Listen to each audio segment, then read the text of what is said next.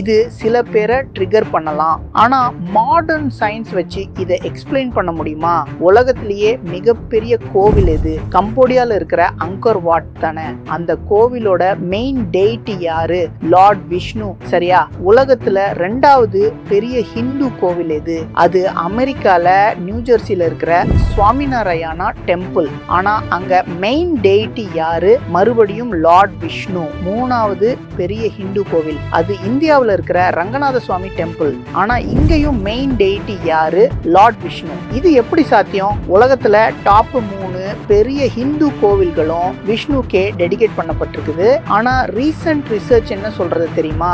இந்தியாவில் அதிகமா வர்ஷிப் பண்ணப்படுற கடவுள் சிவா. அந்த ரிசர்ச் படி விஷ்ணு டாப் 3ல கூட இல்ல.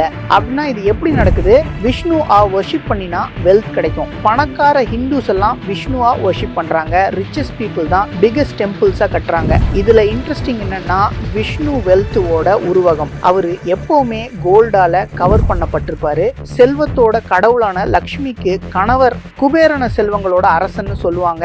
ஆனா அவரு விஷ்ணுக்கு ட்ரெஷரர். அப்படின்னா உலகத்துல இருக்கிற செல்வம் எல்லாமே விஷ்ணுக்கே சொந்தமாகும்னு அர்த்தம். இதெல்லாம் ஆயிரக்கணக்கான வருஷங்களுக்கு முன்னாடி திரிக்கப்பட்ட பிரசன்ட்ல ரிலேட் ஆகாத கட்டுக்கதைன்னு விட்டுடலாம். ஆனா ரிலேட் ஆகுது. இன்னைக்கும் எந்த ஹிந்து கோவில் அதிகமா காசு ஜெனரேட் பண்றது? அது திருப்பதியில இருக்கிற திருமலா டெம்பிள். அந்த கோவில் ஒவ்வொரு வருஷமும் சுமார் 60 கோடிக்கு மேல ஜெனரேட் பண்றது.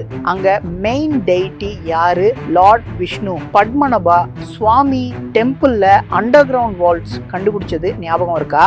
அங்க கிடைச்ச பொக்கிஷத்தோட மதிப்பு கிட்டத்தட்ட 22,000 கோடி. அங்க மெயின் காட் யாரு? லார்ட் விஷ்ணு தான். ஏன் விஷ்ணுவா வர்ஷிப் பண்ணினா செல்வம் கிடைக்கும்னு பழங்கால டெக்ஸ்ட்ஸ்ல ரிப்பீட்டடா சொல்லியிருக்காங்க.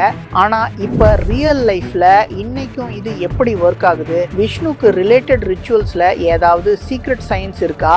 அது மக்கள் பணக்காரங்களாக ஆக காரணமா இருக்கா?